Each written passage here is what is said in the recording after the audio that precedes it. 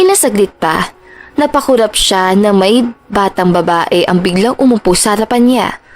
Nilapag nito ang bag na bitbit at nakangiting tinignan siya. Hello po, ate. Pwede ko po mahinam yung libro? Nakangiting tanong ng batang babae at tinuturo ang pocketbook na kakatapos niya lang basahin. Nakangiting tumango naman siya bilang pagsang-ayon at iniabot sa kanya ang libro.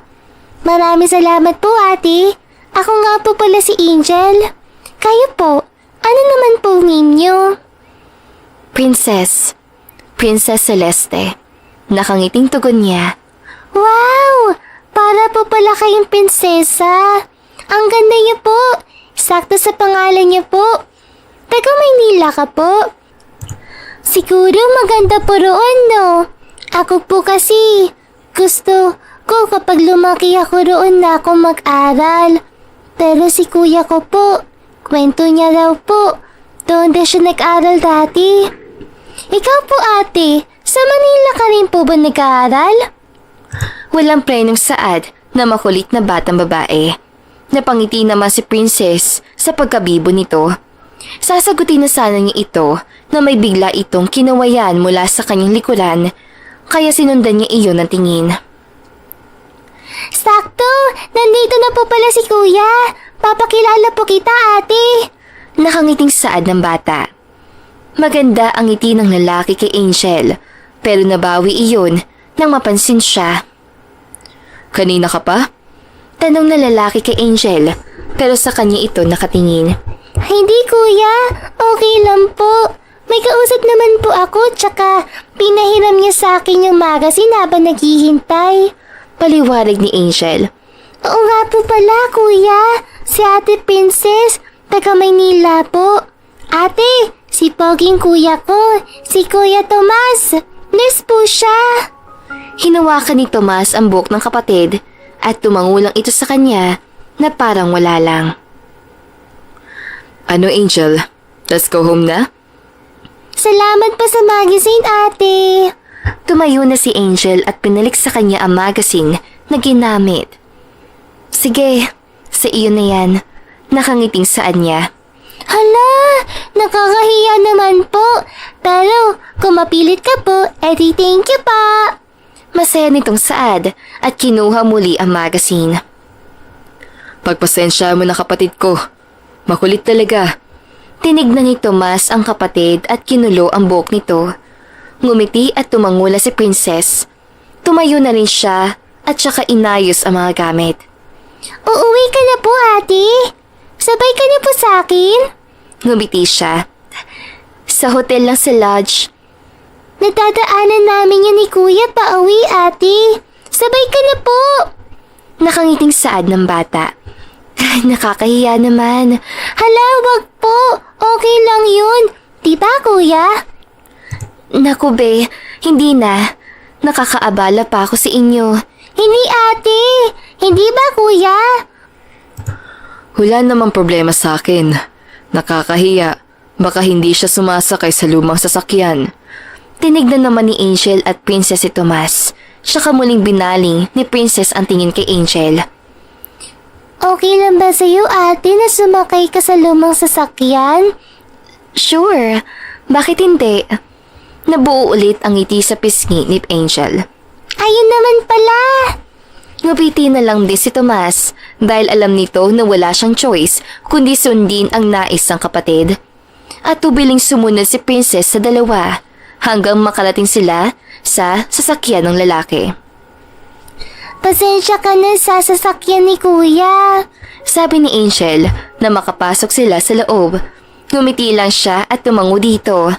Tahimik lang na nakikinig sa pag-uusap ng magkapatid si Princess sa likod at palihim na natatawa. Narito na tayo. Saad ni Tomas. Salamat. Tinignan ito ni Princess at kinuha na ang bag. Wala po yun. Salamat din po. Tugon ni Angel sabay taas sa hawak na magazine. See you po ulit, ate. Lumabas na siya ng kotse at kumaway sa paalis ng sasakyan. Malayo na ay nakikita pa rin niyang kumakaway si Angel. Samantalang hindi man lang yata siya nginitian ni Tomas. bago tuluyang magpaalam. Matapos mag-usap ay bumili si Princess sa ilang bagay na pwedeng iuwi sa Maynila. Katulad ng mga nagdaang araw, palingon-lingon siyang pumasok sa loob ng ospital. Nagbabaka sakaling makasalubong niya si Tomas. Pero nang makarating siya sa silid ng matanda, ay hindi sila nagtama. Laking pasasalamat ni Princess na mahimbing pa rin ang tulog ng matanda dahil hindi niya alam kung paano magpapaliwanag dito sa pagpapanggap. Good afternoon po, Lo. Mahina niyang bate. Hinila ni Princess ang upuan at tinabihan ang matanda. Pasensya na kayo, Lo. Hindi ko sinasadyang madamay ka pero sana maintindihan mo. Ngayon lang naman po ito. Sana wag po muna kayong magising hanggang sa umalis ako. Good afternoon. Napatayo si Princess na marinig ang pamilyar na boses. Si Tomas yun. Nakatayo sa pintuan. Hindi niya alam kung narinig pa nito ang sinabi niya sa natutulog na matanda. Kanina ka pa? Umiling si Tomas. Ikaw, kanina ka pa? Balik tanong nito. Umiling si Princess. Tama-tama. Kasama ko si Doc ngayon para makausap mo siya. Pilit nang ngumiti si Princess. Hindi niya kasi alam kung paano makakaiwas sa sitwasyong iyon. Wala na siyang oras makapag-isip dahil biglang lumitaw sa likod ni Tomas ang isang lalaki. Hello, Iha. Masayang bati nito sa kanya. Si Dr. Messina. Pakilala ni Tomas sa doktor. Doc, siya po yung kaibigan ni Lolo. Dr. Messina. Inabot nito ang kamay para kamayan. Tinignan muna nito ang pasyente bago si Princess. And you are? Princess. Sagot niya at kinamayan ito. Nice to meet you, Princess. Ikaw ba ang kaibigan ng pasyente? Tumango siya. Actually, kaibigan po ng lolo ko. Binaling muli ng doktor ang tingin sa matanda. Sa ngayon, okay na siya. Kailangan lang bantayan ng puso. Meron akong gamot na nireseta sa kanya. Saad nito at may nilabas na papel. Kailangan i-maintain ang mga gamot para maging normal ang heartbeat niya. Mahirap kapag nasundan pa na susunod ang stroke ni Lolo. Tumangula si Princess dahil wala siyang pwedeng isagot bukod doon. Kinuha niya ang papel na inabot ng doktor. Sasamahan ka na lang ni Tomas sa record section para sa ibang pormasyon ng pasyente. Saad pa nito habang inaaral niya ang papel. Tomas, asikasuhin mo na lang si Princess. Okay, Doc. Mauna na ako. Marami pang pasyente naghihintay sa akin. Kailan po labas niya? Tanong ni Princess. Ilang resulta na lang hinihintay. Kapag okay na ang resulta, pwede na siyang makauwi. Nalaki ang mga mata ni Princess.